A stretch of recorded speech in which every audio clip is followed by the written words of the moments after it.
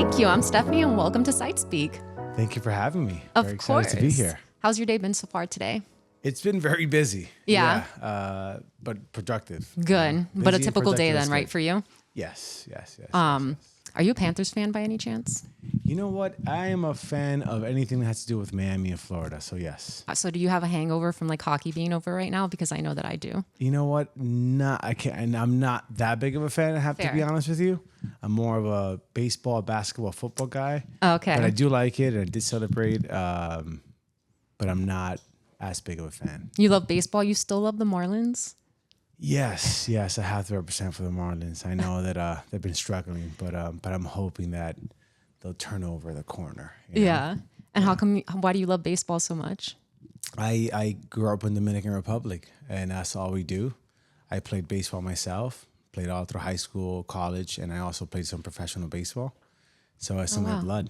Yes. You played professional baseball for how long? I played minor league baseball for 2 years.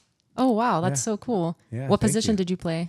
So shortstop and second base. Oh, shortstop. Like humble brag. That's so cool. I played softball for 2 years in high Is school. that right? Nice. Junior varsity, and in the entire 2 years, we won one game. So Hey, you were out there trying. That's Yeah. all that matters, right? not nearly as good as you, but did my best. Oh, please. When did you thank come to the U.S. from the DR? So I was born in Miami. Oh, okay. Yes, I was born here and raised in Dominican Republic until I was 12. Wow. And then, my family moved back to Miami. And then I went to school in Tennessee, played baseball in Kansas City, Texas, ended up in New York, lived there for 2 years. And Oh, wow. then decided to go back to play baseball, played in Mexico. You played in And Mexico then- too, so you've been everywhere. Yeah, and then How was after it? Mexico, lived in Pasadena, California for about 1 year, and then decided to move back to Miami to start my fitness company. Okay. And yeah, No biggie. So Yeah. tell me a little bit more about your fitness company. What was it called, or is it called? it's called Quality Fitness. So I went to school for exercise science, and when I was done with baseball, I said, "What the heck am I going to do to help people?" That's my passion. Yeah. And at the time, I was fitness. And actually, how I transitioned into real estate was looking for a location for my gym, which we never ended up opening because Quality Fitness, we offer in-home training, Oh, cool. which shout out to Noslin Labrada. He runs the company now, and he's a very successful trainer. Amazing. I may need to call him because I haven't exercised in quite some time, but we can pretend I exercise every day. Well, listen, the guy's amazing. Yeah. He's not just a trainer. He's like a physical therapist, so he'll get you right. And not only physically, looking good, but also physically fit, feeling good. Yeah. If he's working with you, then I know he's the best. Thank you. Appreciate that. Of course. And so when you were looking for this, for the gym space, even though you didn't end up getting it, what about the process did you like that kind of drew you into real estate? So I've always loved real estate. I've always gravitated towards residential real estate specifically. However, as a kid, I thought I'll make it to the big leagues. I'm going to make all this money playing professional baseball, and I'm going to become a real estate investor. And that's always been That was my the thing plan. since I can remember. I don't know, 9, 10, 11 years old. But fast forward now, I have this fitness company, and it was growing really, really fast. And now it's time to open up a gym. And in that process, I realized that I was going to miss out on that personal connection. Right. And I was going to be in an office crunching numbers. It's And I the said, worst. That is not what I want to do, So in that process of looking for a gym, my mentor, Irvin Padron, shout out to him. He taught me a lot. He told me, man, we have a new listing in Gilbert Estates. Who do you know? I put them connected to someone. They almost made the deal. And anyhow, he goes, if you get your license, I can give you a 25% referral fee. And I said, okay, well, how do I do this? And when I went to get my license, the teacher was talking about more than what's happening in the book. And he was talking about the process of being a listing agent. And I said, hold on, I'm doing this in the fitness world already. If I educate myself the way I've educated myself in the fitness world, I can really do some damage and help a lot of people in this real estate world. So fast forward, decided to do that. One night to another, Irvin was like, what do you mean? What happened to the gym situation? I said, you know what? I've been looking for something different. My daughter was just about to be born. And silly me, I thought that being in real estate, my schedule opened up a little bit more. Now I just work all the time, but I do have some flexibility. And yeah, decided to just go all in into real estate, and the rest is history. How scary was that? Because my parents are in real estate and a lot of people in my family are in real estate, and I see how hard the market is, how saturated it is. How did you kind of squirm your way in? It was very scary, to answer your question. My wife thought I was crazy. I said, what are you doing? Everyone here in Miami is a real estate agent. Everyone has a license. And the people that have been on top for a very long time. What makes you think that you're going to break into this luxury real estate world? And honestly, I use that as motivation. Tell me what I can't do, and then I want to do it. Power in being underestimated is what I always say. Correct. So I don't think my wife was underestimating me necessarily, but she was, why? Like, this makes no sense. Why are you going to jump into something brand new right now? And our daughter's about to be born. So, when you're an expert at something, it's much easier to become an expert at something else. And I was just extremely motivated to do it.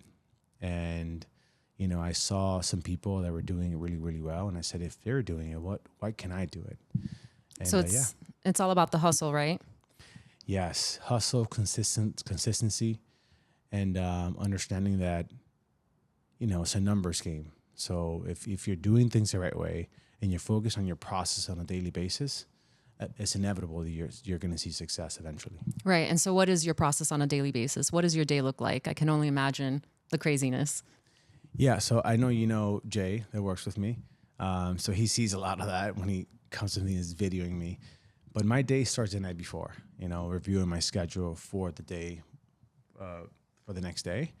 And, I got that from playing professional baseball. You have to visualize the way you're going to play, at least the way you want to play. You visualizing, the pitch you're going to see, everything. You want to visualize even the warm-up. And it makes you feel that you're already there. So I started the night before, kind of visualizing the way I'm going to be doing my pitches, conversations, questions. I visualize this, and in the morning, I kind of do the same thing. I have my prayer. I work out every single morning. I have to sweat in the morning. And then after that, I have my... It's impressive. Thank you. And then I do like to journal to kind of just get some thoughts off my head. And I start with this gratitude. And then after that, Emily, which is my assistant, AKA boss, she has my email. We read our emails together. She helps me organize my emails. And then after that, I'm just in phone calls from like 9 a.m. to 12. I'm just nonstop calling away, prospecting, whether it is potential buyers, my sellers. We're just constantly trying to connect the dots. And then after that, usually have a lunch meeting. And then it's usually like to have showings in the afternoon. So like today, I have showings all the way up until 5. Wow. So thank you so much for squeezing us in. Yes, thank you. And then a podcast here and there. Yeah. Yes, you work with a lot of intentionality. And do you think that's part of your success and how you were able to kind of go into this market so quickly? Definitely. If you're not intentional in any business, I would say, it's tough to be successful, but especially in this one, because we don't have a 9-to-5 job, right? We don't have a boss telling us what to do. You have to be here. You have to do that. You're on your own. So if you're not intentional about your day, about your time, and exactly intentional about what you want to do, it's it's very easy to get distracted and very tough to stay consistent. And I love that you journal because I'm actually a writer, so I am biased towards loving writing. How long have you been doing that for? I've been doing that on and off for about 5 years. In the last year, it's been very consistent. And what do you find? Do you find it cathartic? For me, it's just I have a lot of thoughts in my head. And, playing baseball, there's a lot of failure. Just like in real estate, there's a lot of failure. Out of 10 pitches, most likely you're going to get 7 no's. If you're really good, you get 3 yeses. So I just like to get some thoughts off my head and like to start with gratitude. Just kind of gratitude reminds me how grateful I am and how lucky I am to be in this position, no matter what the heck's going on outside of me. Right. And you've referenced your baseball background a lot and kind of what it's taught you. What What is the biggest surprise of what baseball has taught you when it comes to real estate? You know, people would think, oh, it's a completely different industry. There's nothing the same. Like you said, you know, some people thought you were crazy making the jump. And I know that there's, like you said, a lot of intentionality behind baseball too. So I was just wondering what connects the two. I would say probably a lot, but I would say the one that just came to my mind right now is that you can do everything perfectly, just perfectly right, and still lose. You know, in baseball, you can hit a ball perfect and still hit it straight into the center fielder, and you're out and you lose the game.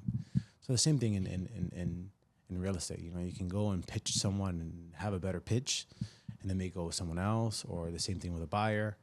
So that's my point. You gotta stay focused on your process. You can't let the outcome control your energy, and stay focused.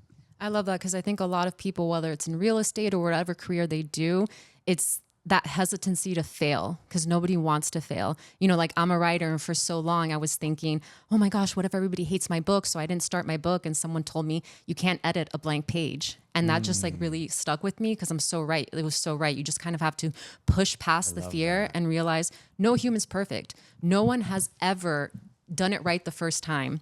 You know, I think of Starbucks that it's like they had 250 pitches or something before they were told yes. Can you imagine that? That's amazing. Like I love those stories. That's incredible. And same with J.K. Rowling. And they're like two of the richest people in the world now. So I absolutely love that. Ay, se me fue. Sorry. What did I just say? The Starbucks pitches and failure. Okay, thank you. No? Yeah. Sorry. I was super engaged in that story. No, I know. love So those was I. stories. This happens to me. I'd say I have like early onset dementia. So, you know, but it's okay. It's okay.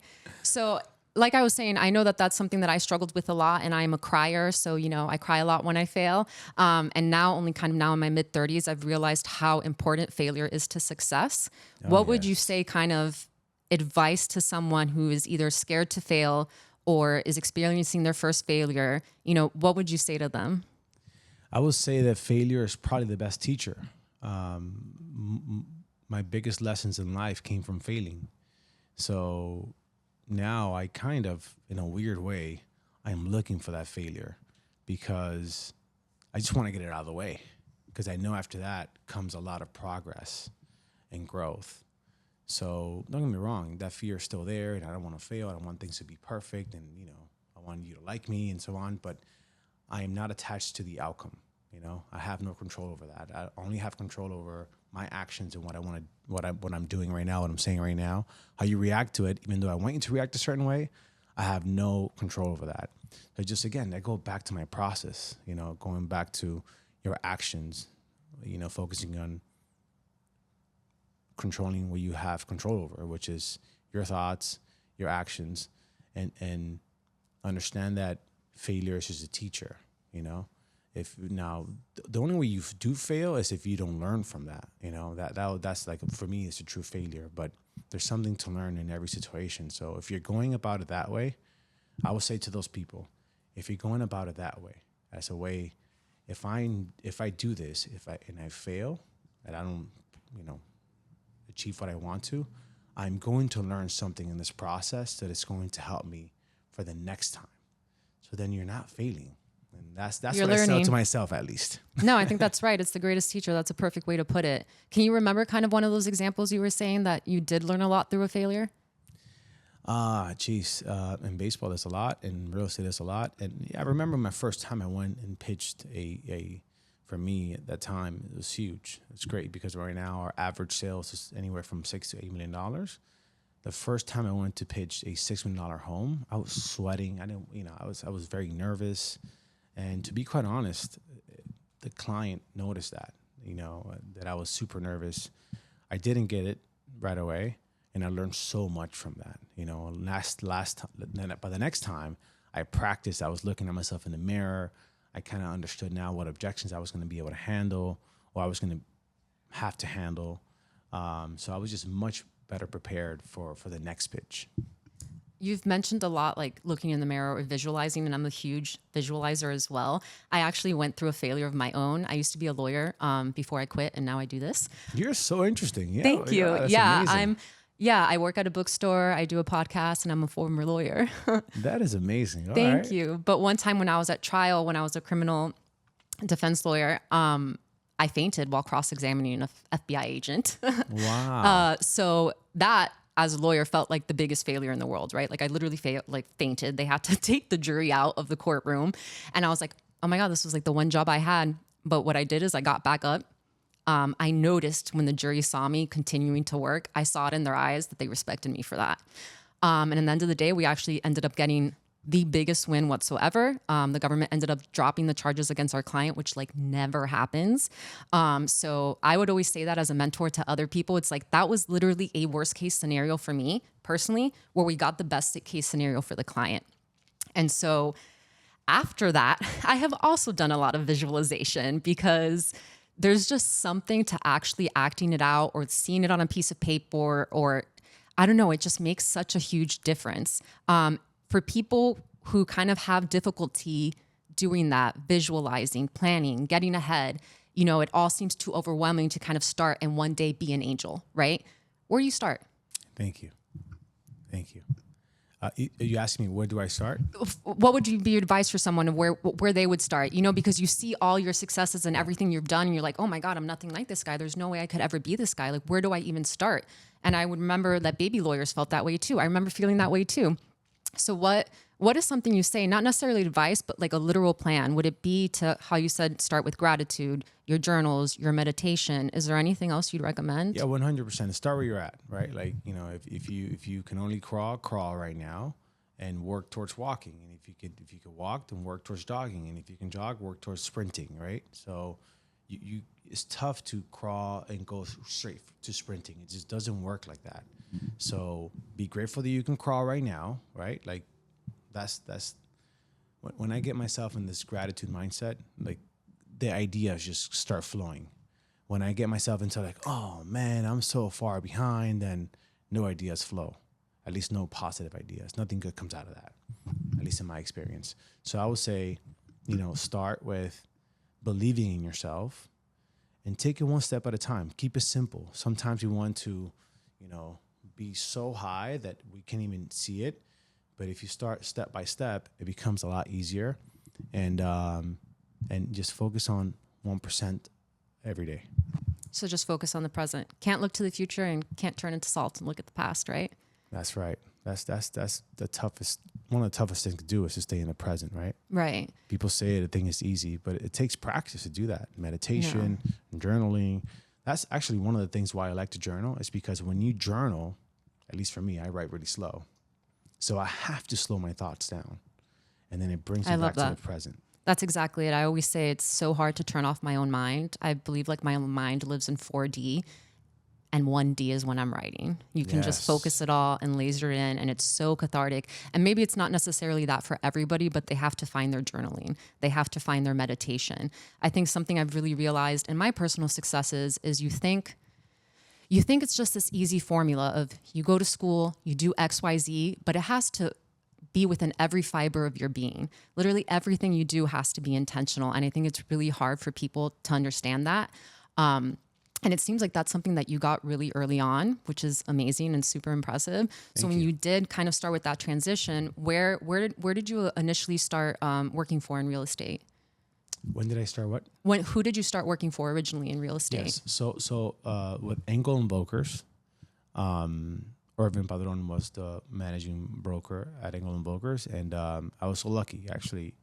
When I first started, I wanted to do commercial because I thought I want to become a real estate investor. Let me learn about the commercial industry, and I'm so happy that I did because commercial is a little bit more suit and tie, very formal.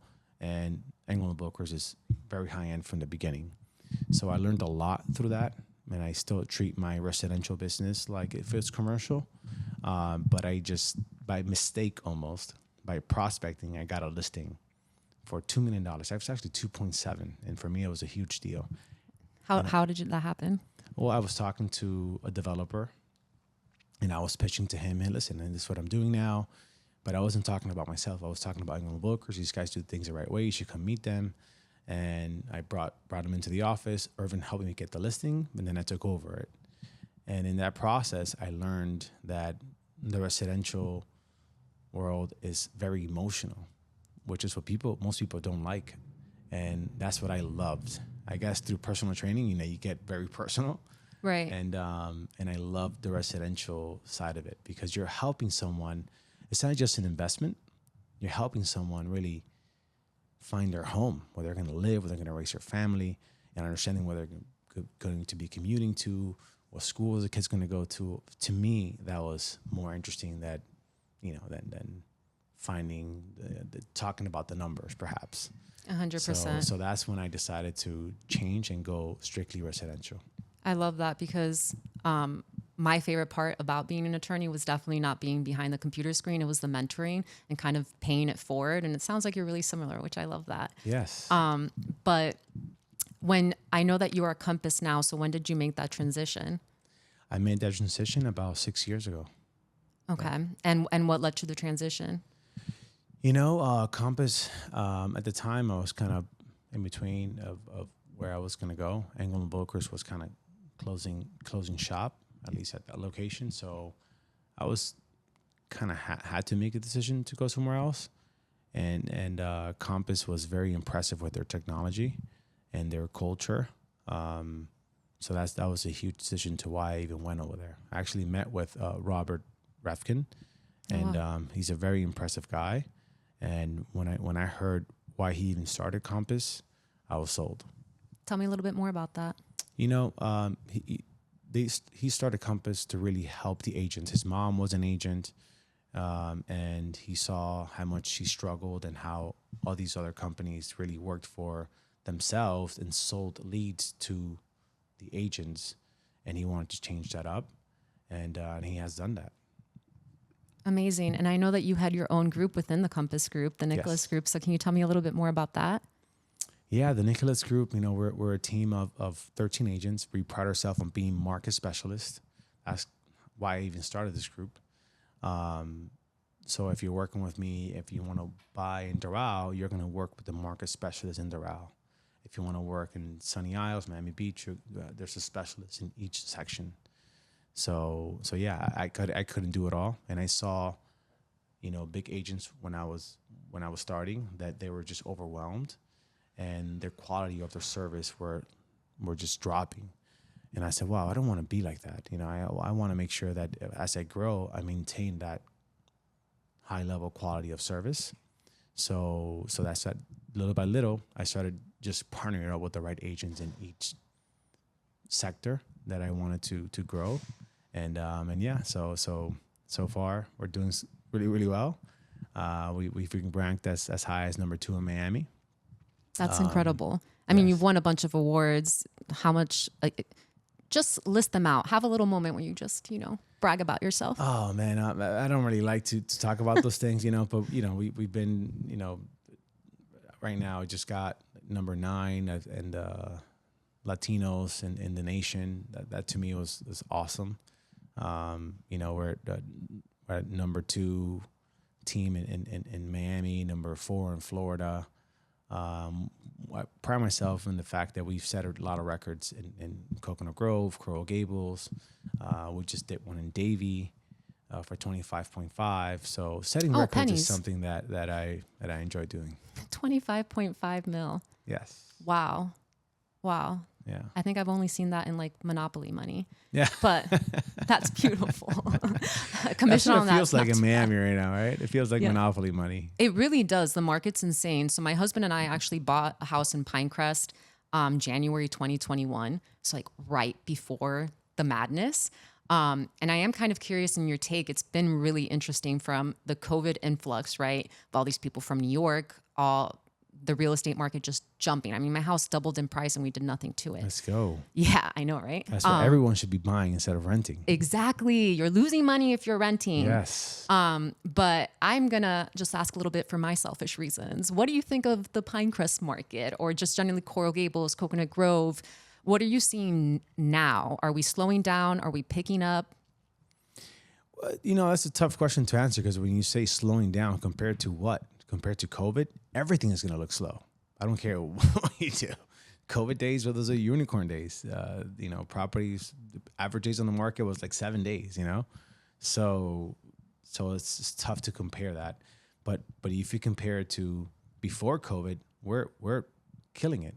As a matter of fact, our price per square footage is still higher than the COVID days. So Oh, wow. Okay. we are growing, continually growing. The problem is that people are, there's a lot of price reductions and stuff like that. Yeah, those listings were 30 to 20% above market value to begin with. So of course they have to drop. So right now in today's world, the buyer demand is still there, but they're looking for quality. And if you look at the quality listings, like the one we just sold, we're still setting records. And the pricing strategy has to be very, very, close to what's going on. You can't just ask whatever you want anymore because no one's going to go see it. Exactly. That's interesting. Our house actually didn't even make like the little range you put when you're on Zillow or Redfin wasn't in it. And then they finally dropped their price, and that's how we got to see the house. And I've noticed my parents also work in real estate. I also know Mike Vincent at Compass. I don't know if you know him. I do. He's my cousin. Yes. He's great. Yeah, so you can tell him I say hi next time you see him. Yeah.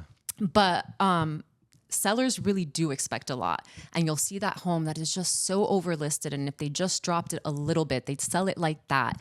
I'm sure that you deal with a lot of sellers now, especially post-COVID, who are just so clung on to a certain price. They're like, I am not settling unless I get this amount of money. How do you kind of deal with giving clients a reality check and being like, look, if you want to sell this house, you've got to lower the price, or we just can't list it at that price? Well, look, I like to use a lot of analogies because people get really emotionally attached to the home, and I totally understand that.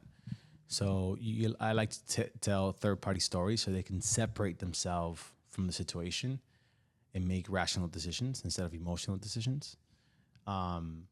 And I let them know I'm not a musician. I am a real estate advisor, and I have to advise you and give you the truth, not just what you want to hear. Thank God we don't have to tell you what you want to hear to get a listing. We'll tell you what is going to actually get the house sold, because we don't. I'm not in the business of stacking up listings. I'm in the business of selling homes.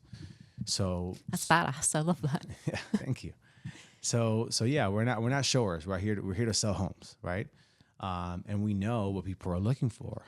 And I like to show you what has sold, and obviously what's on the market, and really explain to you how buyers are going to compare homes.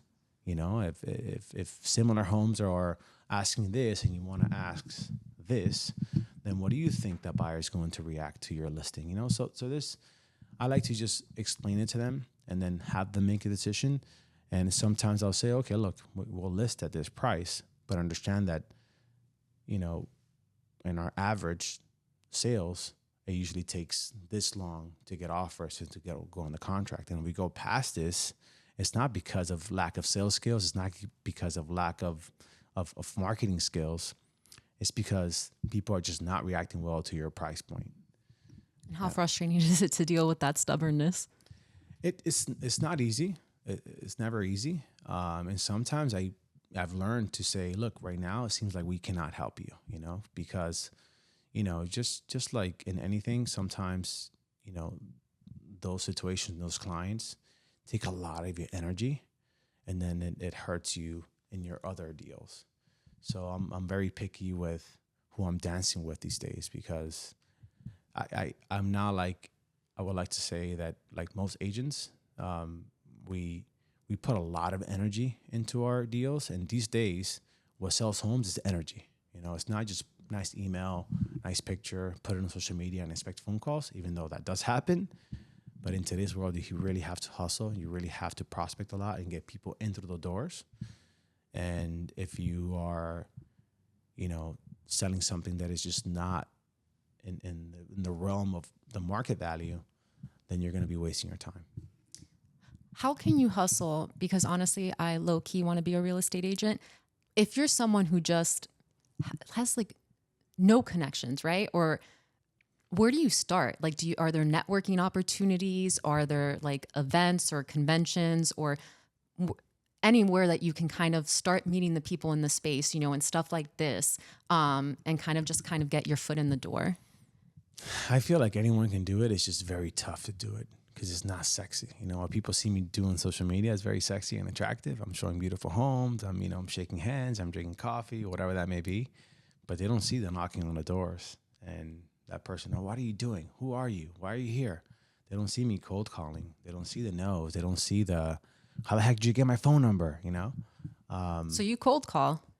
Oh, I build my business cold calling and knocking on doors. I'll tell you a quick story. When I Yeah. first started, I thought, man, I know so many wealthy people. I know so many people that that are playing professional baseball. I was very connected, through my fitness world, with really very wealthy people. And I thought these people would just give me the listings, and I was totally wrong. They would tell me, Angel, I love you. You're a great guy, but Woof. yeah, just a few weeks ago, you were training me, and now you want to sell my $10 million home. No, I'm going to give it to the person that has been doing this for a while. So I said, oh, okay, wow, I have to change my strategy here. So I started knocking on doors and cold calling, very specific areas that I was farming. And little by little, the people that didn't know me, gave me opportunities. And then the people that did know me said, oh, look at Angel. He's getting some listings. Oh, look at Angel sold that. Oh, Angel sold this. And then 2 years later, they started giving me opportunities. So if you don't have connections, you have to do the dirty work. You have to go out there and do what no one's willing to do, which is cold calling, knocking on doors, and just nonstop focusing in an area. It's much easier to become an expert in a smaller area than in a huge area. I feel like that's good advice. Yes. Especially in Miami, because I also feel like each area of Miami is so distinct. And if you go into the market kind of trying to do it all, it's probably a little bit too much at once. Yeah, my mentor said something to me that kind of clicked, and I understood that because I wanted to do it all. I'm like, wherever it is, I'll sell anything. Orlando, I'll go over there to Orlando. So he said, like, you can't be the best shortstop in the game and the best left fielder in the game. You have to pick a position right now and really focus on that. And then later on, with experience in you'll be able to play every position. But right now, you need to really focus on a specific location. And to me, that kind of clicked because I understood the ton of energy that I had put into, for example, playing shortstop. I mean, the amount of ground balls that I took, practice from forehand, backhand, different positions, that there's no way you could be a better athlete than me. That if you come from center field and you're going to try to play my position, there's no way you're going to be able to play at my level because I put way too much time into this, into knowing each little inch, each little situation that you can try, but you're not. You'll never in outwork a tough me. position, you're not going to be able to get to my level because I've put way too much time and energy into this. So I understood, wow, I need to really focus in this area, and I need to know every single inch of this area. I need to know price per square footage, lot sizes, new construction, non-new construction, how many homes are on the water, how many homes are not on the water, how many homes have bridge to bay. I mean, everything. And little by little, when you talk to people, they started just seeing my knowledge. And I didn't do it by just throwing up on them. It was more by asking them questions, and they would ask me questions. And then that knowledge that I had created this little confidence within me. And that's what people were buying, is my confidence. And so how long did you kind of notice, was it 2 years where people had that hesitancy because you also were involved in fitness? I mean, as we were talking about later, I've like done everything. I feel like I'm just a mix. And when people hear that, they're like, if you do two things, like once when I was working at my law firm, I said that I wanted to write a book. And one of the partners came and told me like, hey, you shouldn't say that because it seems like you're not as interested in the law. And that to me was so fascinating because I would have never viewed it that way. And it sounds like you had a little bit of that when you started. Obviously, by now, I'm sure that's all gone. Again, you just doubled down on work, right? Yes. When you look at the people that have really excelled at the highest level, you're Michael Jordan, you're Muhammad Ali, and, I don't know, Tiger Woods. They were just locked in. They didn't go wide, they went deep. And yeah, that's the way I know how to work. That doesn't mean that I have to do that forever. You can switch things up. And again, as you gain more experience, the more you can do. But in the beginning, when you're starting something, you have to really focus on that stuff. And you have to almost be a little bit of a psychopath, you know? You can't just, oh, yeah, I'm going to do 1 hour a day. No, if you want to get really better fast, you have to really consume all your energy into that one thing. I've also always thought that part of success is delusion. And when I say that, I mean, like, you just have to believe in yourself. Because at the end of the day, the only person you have is you, right? In your corner. And yes, you can always have a mentee, you can always have a mentor, but you're your number one supporter. And people struggle a lot with, oh, sorry, I thought they were talking to me. No worries. You were saying that, you make me nervous. oh, sorry about that. Oh no, you were I talking. usually do the opposite. I make people feel comfortable. No, you're making me feel comfortable nervous because of how comfortable you are. Oh, okay. That's why I was wondering. Okay, thank you. Okay. Do you have any exciting listings right now? Oh yeah, I have very excited listings. I have 2 in Pinecrest, the best listings in Pinecrest. Wait, where? Because they are in northeast Pinecrest. So anyhow, those listings are great. I can send you the link so you can help me Please do. promote them. I will. Yes. I'm not kidding when I say that. We spoke a lot about real estate, and obviously I grew up with my parents. If I told them that I wanted to become a real estate agent, I mean, I think they'd die of happiness. And the way you've talked about the industry really inspires me, because I'm someone that I hated being in front of an office. I hated feeling trapped. I hated not having kind of that interconnection with other people. And I think real estate is really unique in the fact that it is a corporate job per se, in which you don't do any of the necessarily normal corporate things, if that makes sense. Yes. And I don't know, everything you said is so fascinating that it's made it so interesting. But I also know that you're a dad and you're a husband. How do you balance it all? Because for me, and I don't even have kids, I mean, essentially as a real estate agent, I'm sure same as a lawyer, you're on call 24/7. There is no off, right? Your clients, when they call you, that's when they call you.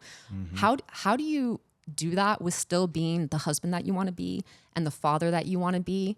How do you do it all? You know, it has been my biggest challenge. And I will have to say this, it goes back to intentionality. You have to be extremely intentional about putting time aside to spend time with your wife, with my wife, for myself, and with my daughters. You know, I used to, when I first started, be so consumed in my work. It is like, oh yeah, whenever I have free time, or whenever, you know, I have, you know, a slow moment, then I'll go ahead and spend time with my family. And that's never going to happen. So you have to be intentional. You have to put time aside. You have to, you know, sometimes like the girls are really busy and they got their own schedules going on. So I have to be, hey, you know, when can we do this? When can we go out to lunch? When can we go for a walk? You know, I tried always spend time with my daughter in the mornings. And obviously when she comes back to school, when she comes back from school. But I'm super intentional about going on bike rides with her and you know, and walks and doing homework together. Because if not, it's just being a if girl you're not dad. intentional, it's never going to happen.